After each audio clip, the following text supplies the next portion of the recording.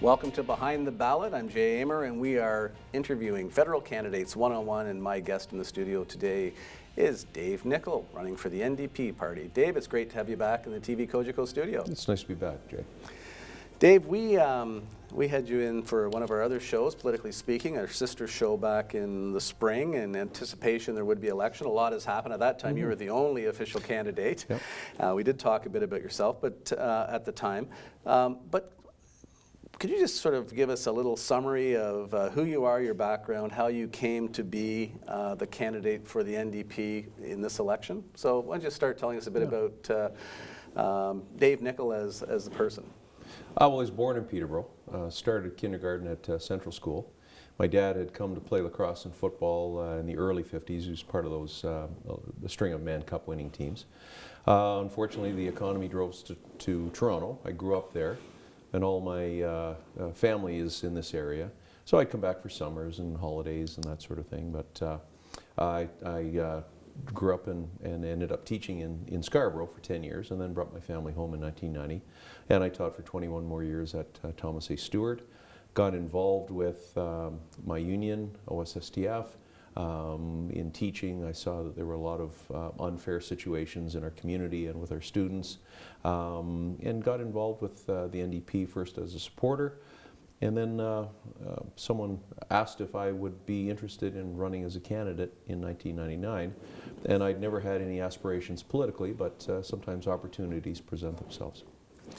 Now, Dave, you mentioned your dad, Lou Nickle. He's in the Sports Hall of Fame. And before we get into the meat of the questions, just recently, hockey great Bobby Bond was speaking in Peterborough. And I think many people might have been surprised to hear that your father was actually his idol in sports. So that was a bit of a turnaround. So, and you were at that meeting. That must have been a proud moment for you. It was an incredibly proud moment. I had gone up and introduced myself to Bobby Bond, Boomer Bond, just before the lunch, and in his keynote address mentioned my dad a number of times. I guess when Bob started high school, he wasn't Boomer Bond at that point, and my dad was about 4 years ahead of him, and stood up for him when someone was, some guys were picking on him. And the one thing that he did say about my dad is that Lou Nickle always stood up for the little guy, both you know, in life and with his teammates. And I think that was a really good model for me. I really appreciated Mr. Bond saying that. Because my dad was a huge influence in my life, and so was my mom. You know, rock solid values. So, did your party affiliation? Would your dad have been voting NDP? Now he'd probably vote for you because you're running. But did you have any politics in your family growing up? My parents had their party affiliations. My mom was absolutely in love with Pierre Trudeau. I think my dad would talk to me about my views on the NDP and Tommy Douglas. I've always felt Tommy Douglas, even from a young age, felt Tommy Douglas was a terrific man. I realized that because of him we have public health care and pensions, so he was always kind of a hero. Because he always, I mean, he was a little shrimp, but apparently he was an excellent boxer when he was a young man. And he always stood up for the little guy too. Now, Dave, you became a teacher. Now, you became a teacher after the years when it was a one-year normal school program, I'm assuming. No, it was 1 year for me. It was, really? Yeah, so I went to U of T Teacher College, and it was just 1 year. Okay, so it was at U of T. But it was the first year that it was a permanent certificate, because even back in those days, it was tough to find a teaching job. Now, tough in those days meant I supply taught for nine months before I signed my first contract. Right. You were always in the Toronto-Peterborough area, though, or my first contract and my first 10 years were in Scarborough. Yeah. Now, interestingly enough, my last principal in Scarborough, Doug Peacock, tried to talk me out of coming to Peterborough, and then came up to Peterborough the year after I came up. Well, we like this insider information. And he later became a counselor. Okay, he must have flipped on Peterborough. And he was also one of my principals here in Peterborough as well. Okay. We've had a chuckle over that one. I guess, yeah. Well, once you come here, you love the place, I know. Even if you didn't before you got here. Okay, let's get back to the topic at hand. Why do you want to be the next Member of Parliament for Peterborough Kawartha Riding? Well, I like what Mr. Bond said about my dad, because I believe that speaks to me as well. I've been a social and economic activist for the last 20 years. So I believe that my actions have lived up to my convictions. I really hate bullies, and I see this current government as a bully. They're bullying our country in many, many ways. I believe that when I talk to people, when I knock on doors, when I'm down at the bus station, when I'm standing outside of post offices in the rural portions of our riding, people are saying that they want their Canada back, and they want a fair, compassionate, and caring Canada. And that's what I want to help be a part of that solution and not be a part of the problem anymore. So I've always felt that the NDP is the party for fairness for you and me, and not for the corporation. So that's why I really wanted to get involved, and why I continue to stay involved. Okay. So Dave, you talked about your experience as a teacher, and is there anything in that experience, job, your vocation, or any other experience in your life that would best enhance your ability to serve as Member of Parliament? Well, I believe I listen very well. I learned as much from my students as they ever learned from me. It's important that you don't walk into any situation thinking that you're the absolute expert, because you'll get shot down in a heck of a rush. So I believe that my ability to listen, and I do have empathy.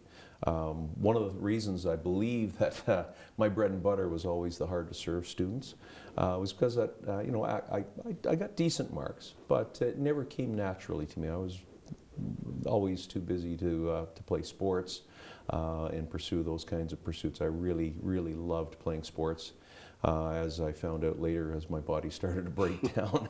But I think it's such an advantage to have empathy for the situations of others, to listen and then make your decisions based on evidence. So one of the things we're trying to talk about during our series of interviews with candidates is to get to know a little bit more about behind the scenes and campaign teams. Tell us a bit about your campaign team, how it was put together. Was it locally driven, or was there party involvement? How does that work with the NDP party in the local riding? We're blessed with the campaign team that we have. We have a really terrific mix of veterans who've been around for a long time, and some really enthusiastic and talented young people. So it's a great mix. We are all local people. We've worked very hard to make our party relevant with young people. We have former candidates that are part of our team. We have people who are really talented with social media. We have people who are really good communicators. So we've got an incredible mix, but no, we don't have any influence from Central Party. We've got a lot of really terrific homegrown talent on our team. Now, Dave, one question you've probably heard, and we need to ask it. This is, I think, your 6th campaign. Yeah. You came in 2nd, which must have been heartening in the last federal election. It was a really incredible psychological breakthrough, not only for us in the NDP, but I believe for Peterborough.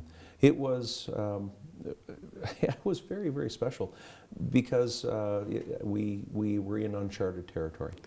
And was it a hard decision to decide to run for this a 6th time, or what was your thought process? Because I remember you were the first candidate, I think, announced. But were you talking to my wife before you asked that question? Always important to get that. So it took a while to get her endorsement, I see. But I have to tell you that Nancy has always been supportive. I don't believe my wife is a very political person. But even she's sensing an excitement about this campaign, and she gave me her full endorsement, which was the #1 hurdle that I had to accomplish. But you personally were ready to roll. You wouldn't have hesitated getting into it one more time? I have to tell you, in this campaign, with this party, with this leader, with this platform, I was really, really relishing the thought of being the candidate. Okay. Hey, so as a candidate, you're campaigning. What do you like most about campaigning? Just talking to people. I love having conversations with people. And I will tell you, we were at the Kawartha Community Co-op, and they had just a coffee party. And I find all candidates meetings can be a very artificial atmosphere. The very first one we did, if you were the first person that they asked with a particular question, you had 1 minute. If you were the second, third, or fourth, you had 30 seconds. And it was really an artificial situation to try and get your thoughts out in that short amount of time. But I found, well, it would have been last Thursday night, just having the opportunity to converse with someone, listen to their responses, and then guide your responses and you know, traverse through that conversation based on listening to someone and hearing what they're saying, and then giving them your ideas based on the information that they already know or need to know. I just find that absolutely wonderful, and I love just speaking and having conversations with people. And are you doing door-to-door campaigning? We're doing door-to-door campaigning. The other part that as I said, I love speaking to people. I love going out to Apsley or to Woodview or Bridgenorth, Buckhorn, and just standing outside the post office. And as people are coming in, we greet them, and one of the questions that we ask citizens, and I will always refer to Canadians as citizens because it irks me when we're referred to as taxpayers, because that is such a tunnel vision view of who we really are. But I ask them the simple question, I want my Canada to be, and I ask them to finish that sentence. And it is amazing. It seems to throw people off, but you'll get this smile. And as a retired teacher, people seem to be one of two responses. Either they're the kid who had the pop quiz question early and they can't wait to blurt it out, and it's, open and accountable government or fix the environment or honest politicians. The other half kind of look at you and they say, this is sort of like an essay question, and I really have to think about this. So it's very interesting to speak to people and have them finish that sentence. And on the opposite end, what do you like least about campaigning? I don't particularly like going door to door. 90% of the houses you knock on, they're empty. So, you write on your card, sorry I missed you, Dave. Go to the next house, sorry I missed you, Dave. And I find that is frustrating. Maybe it's the way our society, I remember that line from Jurassic Park, people tend to have a very short attention span. I like talking to a lot of people. So I get some feedback. Drives my team crazy because they're always looking for marks and who's our supporter and who's not. And you don't tend to get that when you're main streeting or if you're at the bus station or just talking to people at post offices. But for me, that's my bread and butter. So when you're speaking with the citizens, what are the top 2 or 3 issues that you're hearing about? Jobs in this community, for sure. Healthcare, retirement, and how our veterans have been treated, and especially when you're in the rural portions, protecting the family farm. Some of these trade deals are very, very frightening for especially our farmers with supply management. They're very worried about their investment. They're worried about will they be able to continue. They're also worried about whether their children will be able to get into farming or who the next generation of farmers will be, and I think that's a matter of national security for us. I think it's important that we be able to feed our own nation.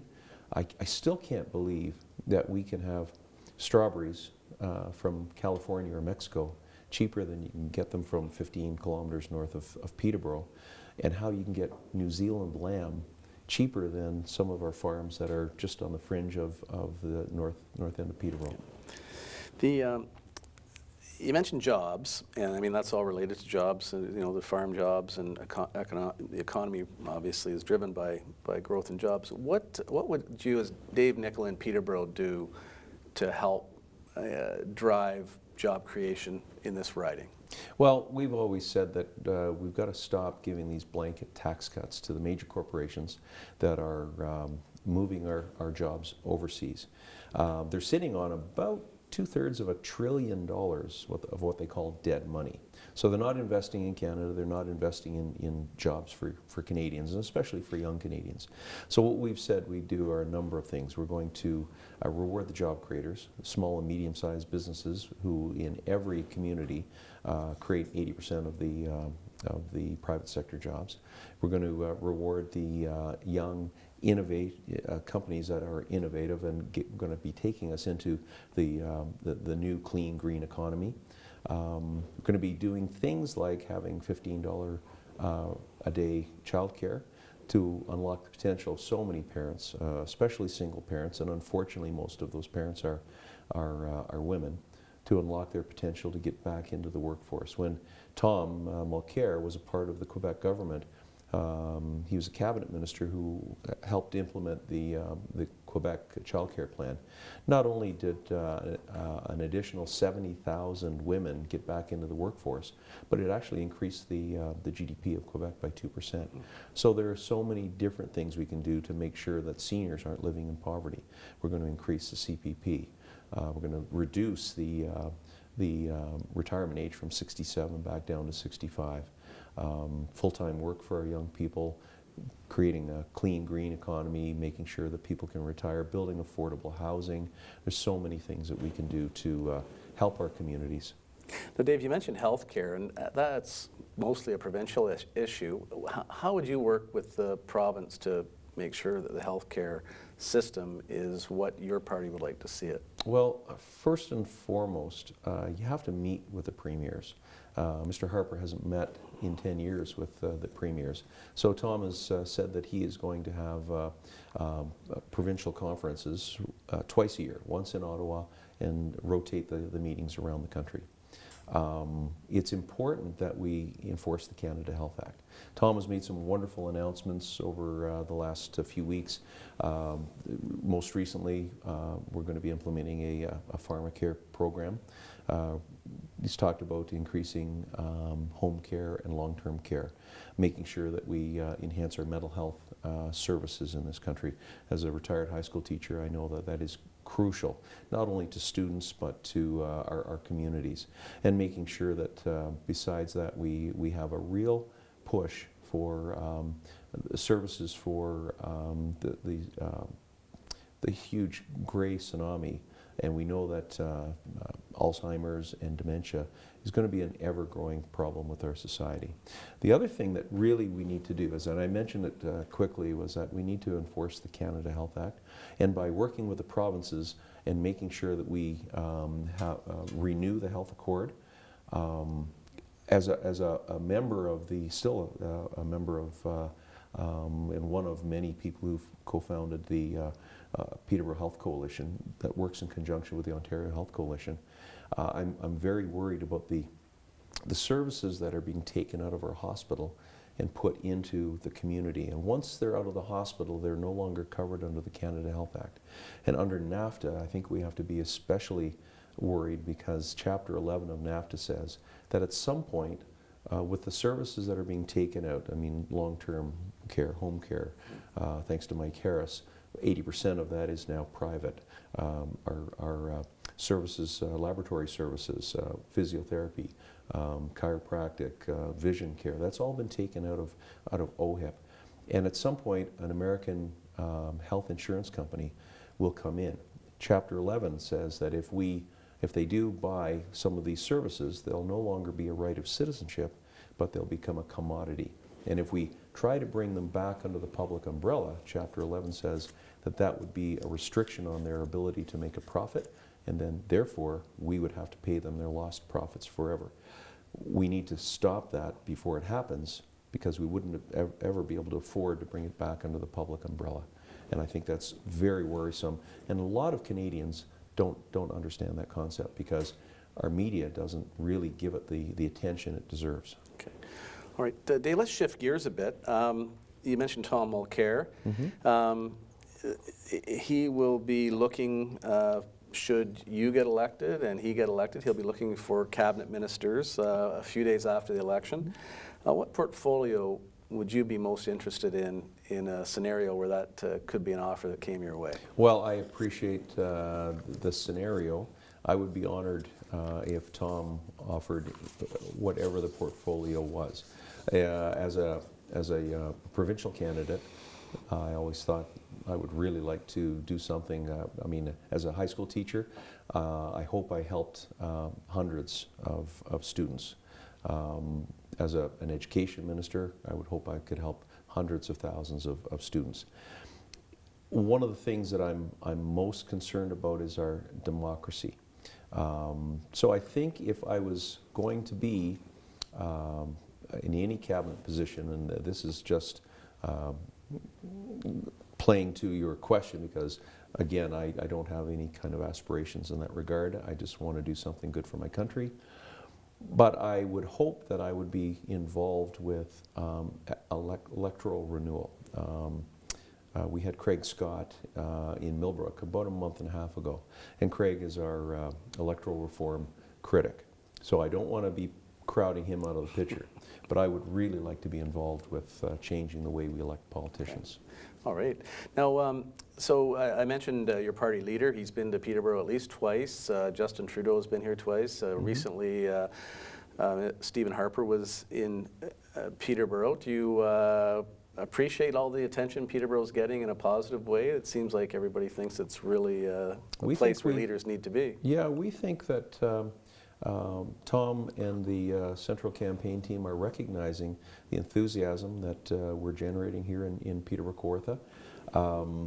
I took great heart from the reporter who, the local reporter who covered Tom's second visit, and she said that she had been speaking with Tom's team, and that they don't come back a second time if they don't think you're going to win. So that was very heartening for us. We had some great wind in our sails. Of course, the Alberta election was a beautiful gust, and Tom coming back for a second time was really gave us a good push and kept us on course. Now, going from the positive and having the leaders care about Peterborough to something that was rather negative over the last year. We haven't had a representative. Dean Del Mastro ultimately was convicted on election overspending, and we were without an MP for a while. Peterborough was in the spotlight. Well, we did have a representative, or the Speaker of the House. The Speaker of the House, yeah, and Barry DeVol, Barry DeVol did step in and was there. But technically, and that was a concern. But has that it raised attention for the Peterborough community? Probably not in the best way we'd like to have it. Is that helping your campaign at all? That issue? I don't bring it up. If people bring it up, I mentioned that the courts will go through their course. It's a shame that we haven't had representation for over a year. I just you don't want to kick someone when they're down, but I think it's important that the rules are followed. I see what's happening in the United States with money, and the fact that the Supreme Court of the United States made that ruling that because corporations are considered a person, and if you restricted their ability to give unlimited amounts to a candidate, be it Congress, Senate, or the presidential race, that would be a restriction on their freedom of speech. My fear is that money will become more and more of a factor in our own elections. And I really do think that for the sake of democracy, we have to minimize the effect of money. We have to keep as much of an even playing field as possible. And I've had some people say, well, he used his own money and it wasn't that much. With respect, that's not the point. The point is there are rules, and if we allow money to take over our elections, then my fear is that our democracy will be in as much peril as it is in the United States. Okay. Dave, who's one of your main campaign supporters who our audience might recognize that you'd like to recognize publicly? Is there a person or persons that's supporting you that we might not know about that you're proud of? My mom moved back to Peterborough. She grew up in Lindsay. Came to the big smoke of Peterborough to work at GE, where she met my dad. And my mom is probably my biggest booster. Now my sister has moved back, Kathy Fullerton. And so you're importing votes, are you? You know, I'm trying as much as I can. My brother's staying in Pickering, and I don't think that he's going to be moving here. But yeah, my family has been my biggest supporters, and I really do appreciate their love and support. And the signs are popping up, and it's really hard to tell who has the most. Do you have any idea how many signs you have out there, or will have out? We initially ordered more signs than we ever have. We're pulling out some of the old Dave Nickle signs from the last federal and provincial election. We've ordered more signs, but I have to tell you, I'm really proud of the fact that 99% of our signs are on private property. We're putting them on where people have said, please put a sign on our lawn. And I look around town, I look out in the county, and I'm seeing an awful lot of other signs on public property. And I get it, I get it. They've got more money than we have. We can't compete with them on money. So we'll just have better ideas and work our tails off. Now, one of the things that this campaign is unique for, I believe, is the number of debates.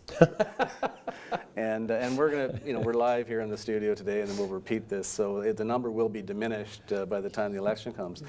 Yeah. How many debates roughly are left for you in the campaign, or candidates meetings? We've had 5, and I think we've got 19 left. Michael Bell and I spoke about this in the last federal election. I think we had 23 for that one. And I remember he and I went for a beverage after the last one. And I really like Michael, and we talked about how exhausting it is. It's exhilarating and exhausting at the same time.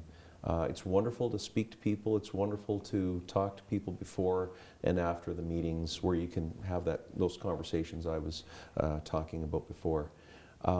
But at times it's what time is it, what day is it, where are we, kind of thing. It's all a blur. Yeah. Well, Dave, on that note, of course, Michael Bell has been a guest on Politically Speaking and is president of the Green Party locally. I wanted to ask that question because the most important candidates meeting and debate is here on TVCogeco October 7th. You'll join us back in the studio with the other candidates, and we're really looking forward to that. So I want to wish you all the best on the campaign trail and all the best on the election, and really thank you for coming in and sharing some of your thoughts with our TVCogeco audience. I appreciate that, and I would simply say to people, please vote with your values. Great. Thanks, Dave.